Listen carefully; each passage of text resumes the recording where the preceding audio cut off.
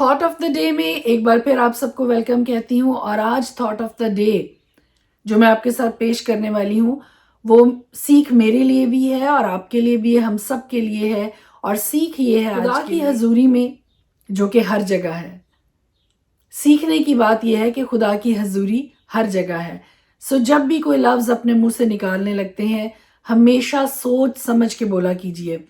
خروج کی کتاب میں ہم دیکھتے ہیں کہ جب بنی اسرائیل قوم ملک مصر سے نکلنی وبا جو کہ موت کے تعلق سے تھی کہ مصریوں کا ہر ایک پلوٹا، چاہے وہ انسانوں کا ہو چاہے وہ جانوروں کا ہو، ہر ایک کا پلوٹا اس رات کو مر گیا۔ اور اس کے بعد فرعون نے اور اس کے لوگوں نے یہ طے کیا کہ ان کو یہاں سے چلتا کیا جائے، اور اس نے موسیٰ اور ہارون کو بلایا اور ان سے کہا کہ ٹھیک ہے، تم اپنے لوگوں کو، اپنے مردوں کو، بچوں کو، عورتوں کو، جانوروں کو، سب کو لو اور یہاں سے جاؤ اور جا کے اپنے خدا کی عبادت کرو، بیابان میں جہاں بھی کہیں جا کر تم کرنا چاہتے ہو۔ لیکن پوائنٹ ٹو بی نوٹڈ، جب موسیٰ اور ہارون وہاں سے نکلنے لگے فرعون نے جاتے جاتے اس سے یہ کہا کہ دوبارہ اپنی صورت مجھے نہ دکھانا، کیونکہ اگر تو نے مجھے اپنی صورت دکھائی تو تو مرا۔ اور موسیٰ نے اس سے یہ کہا کہ ہاں تو نے یہ ٹھیک کہا ہے، تو دوبارہ کبھی میری صورت نہیں دیکھے گا۔ اور آپ جانتے ہیں کہ کیا ہوا؟ شاید بات وباؤں تک ہی ختم رہ جاتی، شاید بات خدا کی وہ سزائیں، خدا کی وہ وبائیں جو خدا نے مصریوں پر بھیجی وہ صرف وباؤں کی حد تک ہی رہتی، لیکن بات اس سے آگے نکل گئی اور خدا نے ایک بار پھر فرعون کے دل کو سخت کیا۔ اور جب اسرائیلی ملک مصر میں سے باہر نکل گئے دل کی سختی کے باعث سے ایک بار پھر فرعون اٹھ کھڑا ہوا، اس کے لوگوں کو لیا، اپنے لوگوں کو ساتھ لیا، اور جتنے رتھ ملک مصر میں موجود تھے ان سب پہ سوار ہو کے وہ ان کا پیچھا کرنے کو نکلے۔ اور دل کی سختی نے اور اس ایک جملے نے جو اس نے جاتے جاتے موسیٰ سے کہا تھا کہ تو دوبارہ مجھے اپنی صورت نہ دکھانا ورنہ تو مرا، اس کی سخت کلامی، اس کی سخت دلی کا حساب اس سے لیا۔ اور حساب بڑا ہولناک ہے کہ خدا نے فرعون کو اس کی فوجوں اور اس کے رتھوں سمیت بحر کلزم میں ختم کر دی۔ میرے عزیز بھائیوں، میری عزیز بہنوں، میں ڈے 1 سے آپ سے ریکویسٹ کر رہی ہوں، اور یہ ریکویسٹ اور یہ ریمائنڈر میرے لیے بھی ہے کہ کبھی بھی غصے میں کوئی ایسی بات نہ منہ سے نکالیں، کیونکہ غصے میں ہمارا دماغ، ہمارے احساسات ہمارا ساتھ نہیں دیتے ہیں، کیونکہ غصے میں نکلی ہوئی باتیں اس تیر کی طرح سے ہے جو ایک دفعہ کمان سے نکل جائے تو اس کو واپس لوٹایا نہیں جا سکتا۔ اور فرعون اپنی ہی بات کے چنگل میں بڑی خوبصورت کہاوت ہے کہ وہ گرہیں جو ہم ہاتھوں سے لگاتے ہیں ان کو بعد میں دانتوں سے کھولنا پڑتا ہے، بڑی تکلیف کے ساتھ ان کو کھولنا پڑتا ہے۔ اور پنجابی میں اس کو یہ کہتے ہیں کہ جڑیاں گنڈا ہتھاں نال دتیاں جاندیاں نے انہاں نوں بعد چ دنداں دے نال کھولنا پیندا ہے۔ جب بھی بولتے ہیں سوچ سمجھ کے، اوقات ہم صرف دوسروں کے لیے ہی نہیں بلکہ اپنے لیے بھی ہم سخت کلامی کرتے ہیں، اپنے لیے بھی ایسی باتیں بول جاتے ہیں جو بعد میں ہمارے لیے نقصان دہ ثابت ہوتی ہیں۔ میں اکثر یہ سنتی ہوں، لوگوں سے کہتے ہیں کہ میرے نال تے کچھ بھی چنگا ہو ہی نہیں سکدا، اے کام کدی سدھا ہو ہی نہیں سکدا میرے لیے۔ Please be attentive, be careful, be watchful کہ ہم اپنے لیے کیا بول رہے ہیں، دوسروں کے لیے کیا بول رہے ہیں، اپنی قوم کے لیے، اپنے ملک کے لیے، اپنے شہر کے لیے، اپنی عوام کے لیے، اپنی حکومت کے لیے۔ جیسا ہم بولیں گے ویسی ہی ڈیسٹنی ہم کریٹ کرتے چلے جائیں گے، اپنے لیے بھی اور دوسروں کے لیے بھی۔ خدا کے پاک کلام میں سے اپنی ہدایت اور رہنمائی کے لیے آج ہم دیکھیں گے رومیو کا خط، اس کا 8واں باب، اور خدا کے کلام میں یوں لکھا ہے: پس اب جو مسیح یسوع میں ہے ان پر سزا کا حکم نہیں، کیونکہ زندگی کے روح کی شریعت نے مسیح یسوع میں مجھے گناہ اور موت کی شریعت سے آزاد کر دیا، اس لیے کہ جو کام شریعت جسم کے سبب سے کمزور ہو کر نہ کر سکی وہ خدا نے کیا، یعنی اس نے اپنے بیٹے کو گناہ آلودہ جسم کی صورت میں اور گناہ کی قربانی کے لیے بھیج کر جسم میں گناہ کی سزا کا حکم دیا، تاکہ شریعت کا تقاضا ہم میں پورا ہو۔ जो जिस्म के मुताबिक नहीं बल्कि रूह के मुताबिक चलते हैं, क्योंकि जो जिस्मानी है वो जिस्मानी बातों के ख्याल में रहते हैं, लेकिन जो रूहानी है वो रूहानी बातों के ख्याल में रहते हैं। और जिस्मानी नीयत मौत है, मगर रूहानी नीयत जिंदगी और इत्मीनान है। इसलिए कि जिस्मानी नीयत खुदा की दुश्मनी है, क्योंकि ना तो खुदा की शरीयत के ताबे हैं, ना हो सकती है। और जो जिस्मानी है वो खुदा को खुश नहीं कर सकते। लेकिन तुम जिस्मानी नहीं बल्कि रूहानी हो, बशर्ते कि खुदा का रूह तुम में बसा हुआ है। मगर जिसमें मसीह का रूह नहीं वो उसका नहीं। और अगर मसीह तुम में है तो बदन तो गुनाह के सबब से मुर्दा है, मगर रूह रास्तबाजी के सबब से जिंदा है। और अगर उसी का रूह तुम में बसा हुआ है जिसने यीशु को मुर्दों में से जिलाया, तो जिसने मसीह यीशु को मुर्दों में से जिलाया वो तुम्हारे फानी बदनों को भी अपने उस रूह के वसीला से जिंदा करेगा जो तुम में बसा हुआ है। बस है भाइयों, हम कर्जदार तो हैं मगर जिस्म के नहीं, कि जिस्म के मुताबिक जिंदगी गुजारें। क्योंकि अगर तुम जिस्म के मुताबिक जिंदगी गुजारोगे तो जरूर मरोगे, और अगर रूह से बदन के कामों को नेस्त व नाबूद करोगे तो जीते रहोगे। इसलिए कि जितने खुदा की रूह की हदायत से चलते हैं वही खुदा के बेटे हैं। क्योंकि तुमको गुलामी की रूह नहीं मिली जिससे फिर डर पैदा हो, बल्कि लय पालिक होने की रूह मिली जिससे हम अब्बा यानी ए बाप कहकर पुकारते हैं। रूह खुद हमारी रूह के साथ मिलकर गवाही देता है कि हम खुदा के फर्जंद हैं, और अगर फर्जंद हैं तो वारिस भी हैं, यानी खुदा के वारिस और मसीह के हम मिरास, बशर्ते कि हम उसके साथ दुख उठाएं ताकि उसके साथ जलाल भी पाएं।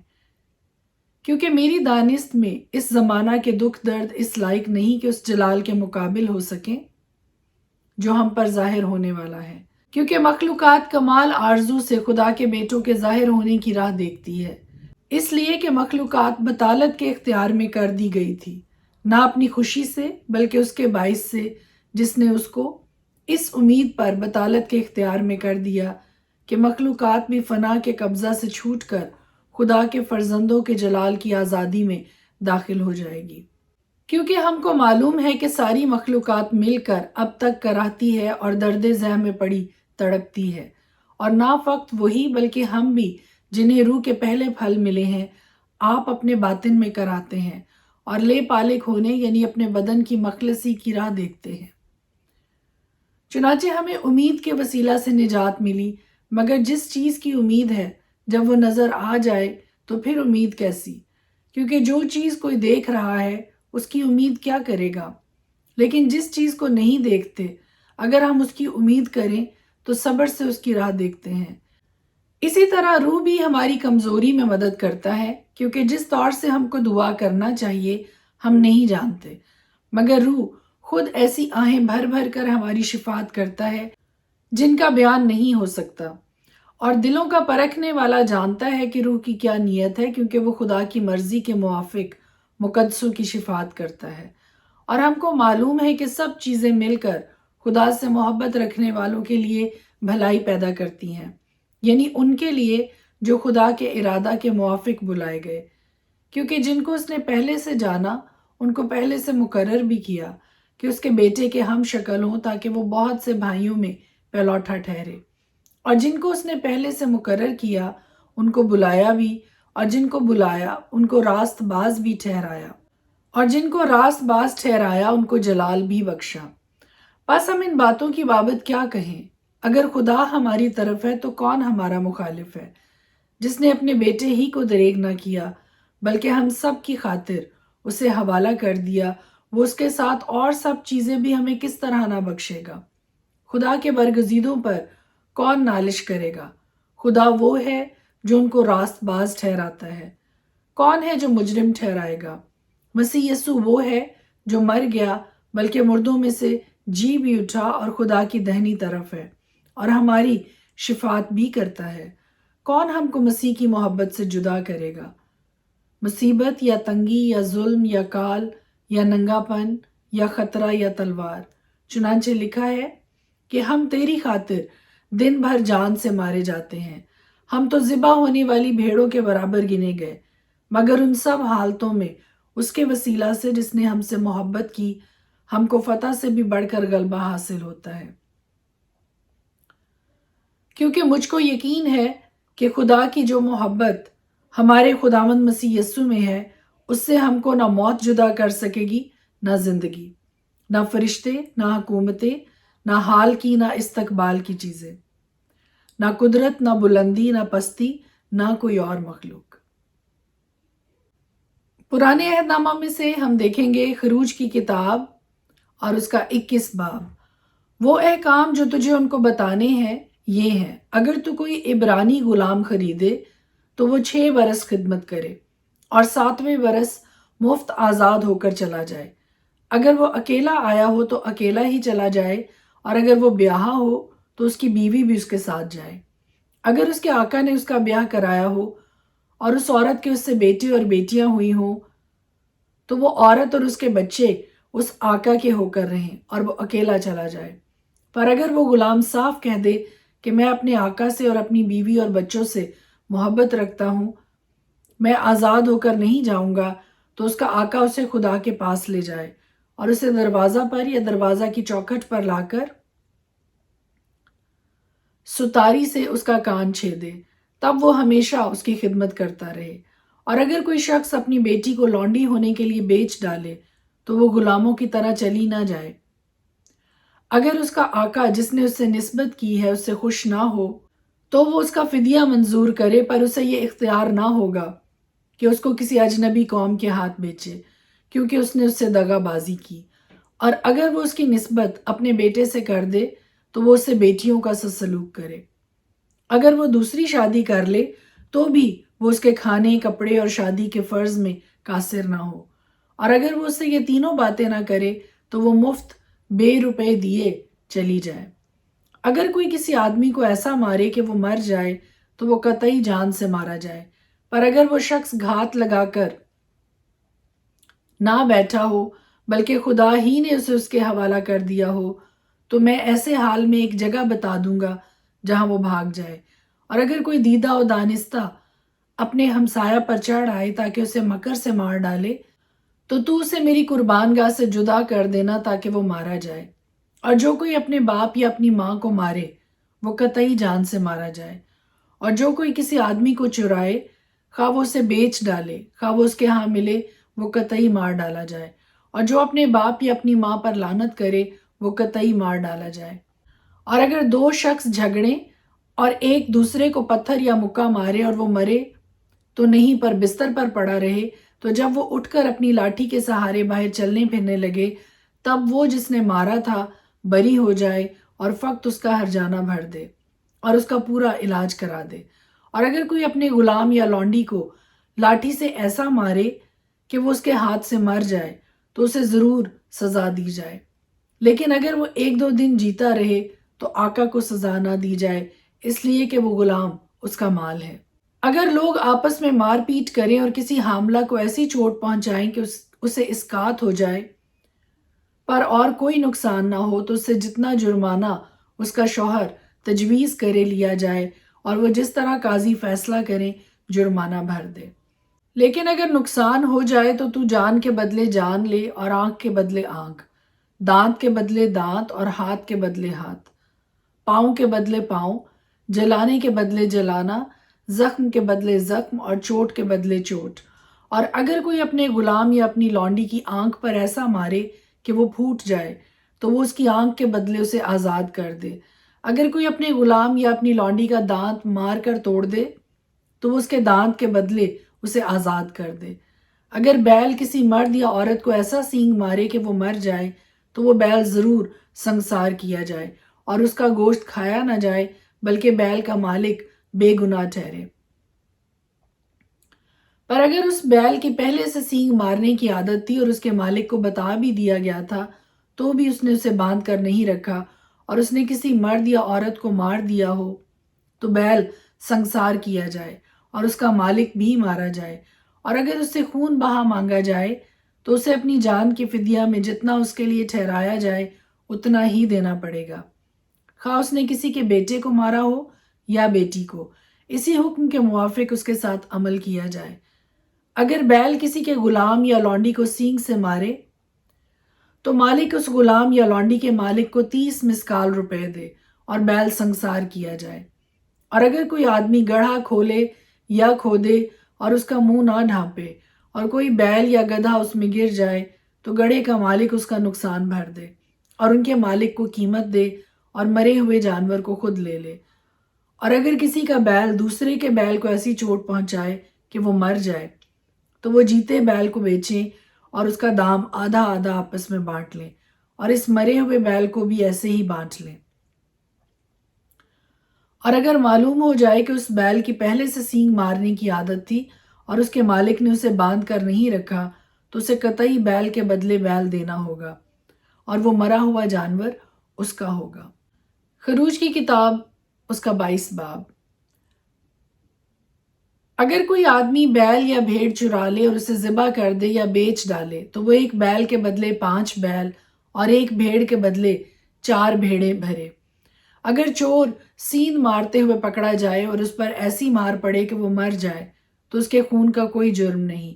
اگر سورج نکل چکے تو اس کا خون جرم ہوگا، بلکہ اسے نقصان بھرنا پڑے گا۔ اور اگر اس کے پاس کچھ نہ ہو تو وہ چوری کے لیے بیچا جائے۔ اگر چوری کا مال اس کے پاس جیتا ملے، خواہ وہ بیل ہو یا گدھا یا بھیڑ، تو وہ اس کا دونا بھر دے۔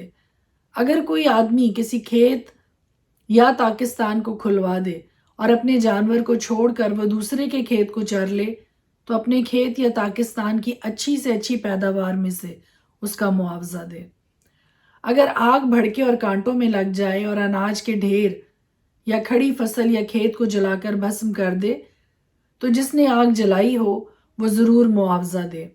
اگر کوئی اپنے ہمسایہ کو نقد یا جنس رکھنے کو دے اور وہ شخص کے گھر سے چوری ہو جائے تو اگر چور پکڑا جائے تو دونا اس کو بھرنا پڑے گا۔ پر اگر چور پکڑا نہ جائے تو اس گھر کا مالک خدا کے آگے لایا جائے تاکہ معلوم ہو جائے کہ اس نے اپنے ہمسایہ کے مال کو ہاتھ نہیں لگایا۔ ہر قسم کی خیانت کے معاملہ میں، خواہ بیل کا، خواہ گدھے یا بھیڑ یا کپڑے یا کسی اور کھوئی ہوئی چیز کا ہو، جس کی نسبت کوئی بول اٹھے کہ وہ چیز یہ ہے، تو فریقین کا مقدمہ خدا کے حضور لایا جائے، اور جسے خدا مجرم ٹھہرائے وہ اپنے ہمسایہ کو دونا بھر دے۔ اگر کوئی اپنے ہمسایہ کے پاس گدھا یا بیل یا بھیڑ یا کوئی اور جانور امانت رکھے اور وہ بغیر کسی کے دیکھے مر جائے یا چوٹ کھائے یا ہنکا دیا جائے تو ان دونوں کے درمیان خداوند کی قسم ہو کہ اس نے اپنے ہمسایہ کے مال کو ہاتھ نہیں لگایا، اور مالک اسے سچ مانے اور دوسرا اس کا معاوضہ نہ دے۔ پر اگر وہ اس کے پاس سے چوری ہو جائے تو وہ اس کے مالک کو معاوضہ دے، اور اگر اس کو کسی درندے نے پھاڑ ڈالا ہو تو وہ اس کو گواہی کے طور پیش کر دے اور پھاڑے ہوئے کا نقصان نہ بھرے۔ اگر کوئی شخص اپنے ہمسایہ سے کوئی جانور آریت لے اور وہ زخمی ہو جائے یا مر جائے اور مالک وہاں موجود نہ ہو تو وہ ضرور اس کا معاوضہ دے، پر اگر مالک ساتھ ہو تو اس کا نقصان نہ بھرے، اور اگر کرایہ کی ہوئی چیز ہو تو اس کا نقصان اس کے کرایہ میں آ گیا۔ اگر کوئی آدمی کسی کنواری کو جس کی نسبت نہ ہوئی ہو پھسلا کر اسے مباشرت کرے تو وہ ضرور ہی اسے مہر دے کر اس سے بیاہ کرے، لیکن اگر اس کا باپ ہرگز راضی نہ ہو کہ اس لڑکی کو اسے دے تو وہ کنواریوں کے مہر کے موافق اسے نقدی دے۔ تو جادوگرنی کو جینے نہ دینا۔ جو کوئی کسی جانور سے مباشرت کرے وہ قطعی جان سے مارا جائے۔ جو کوئی واحد خداوند کو چھوڑ کر کسی اور معبود کے آگے قربانی چڑھائے وہ بالکل نابود کر دیا جائے۔ اور تو مسافر کو نہ تو ستانا نہ اس پر ستم کرنا، اس لیے کہ تم بھی ملک مصر میں مسافر تھے۔ تم کسی بیوہ یا یتیم لڑکے کو دکھ نہ دینا۔ اگر تو ان کو کسی طرح سے دکھ دے اور وہ مجھ سے فریاد کریں تو میں ضرور ان کی فریاد سنوں گا، اور میرا قہر بھڑکے گا اور میں تم کو تلوار سے مار ڈالوں گا، اور تمہاری بیویاں بیوہ اور تمہارے بچے یتیم ہو جائیں گے۔ اگر تو میرے لوگوں میں سے کسی محتاج کو جو تیرے پاس رہتا ہو کچھ قرض دے تو اس سے قرض خواہ کی طرح سلوک نہ کرنا اور نہ اس سے سود لینا۔ اگر تو کسی وقت اپنے ہمسایہ کے کپڑے گرو رکھ بھی لے تو سورج کے ڈوبنے تک اس کو واپس کر دینا، کیونکہ فقط وہی اس کا ایک اوڑھنا ہے، اس کے جسم کا وہی لباس ہے، پھر وہ کیا اوڑھ کر سوئے گا؟ پس جب وہ فریاد کرے گا تو میں اس کی سنوں گا، کیونکہ میں مہربان ہوں۔ تو خدا کو نہ کوسنا اور نہ اپنی قوم کے سردار پر لعنت بھیجنا۔ تو اپنی کثیر پیداوار اور اپنے کولو کے رس میں سے مجھے نظر و نیاز دینے میں دیر نہ کرنا، اور اپنے بیٹوں میں سے پہلوٹے کو مجھے دینا۔ اپنی گایوں اور بھیڑوں سے بھی ایسا ہی کرنا۔ 7 دن تک تو بچہ اپنی ماں کے ساتھ رہے، 8ویں دن تو اسے مجھ کو دینا۔ اور تم میرے لیے پاک آدمی ہونا۔ اسی سبب سے درندوں کے پھاڑے ہوئے جانور کا گوشت جو میدان میں پڑا ہوا ملے مت کھانا، تم اسے کتوں کے آگے پھینک دینا۔ خدا کے پاک کلام کے پڑھے اور سنے جانے پر اس کی خاص برکت ہو۔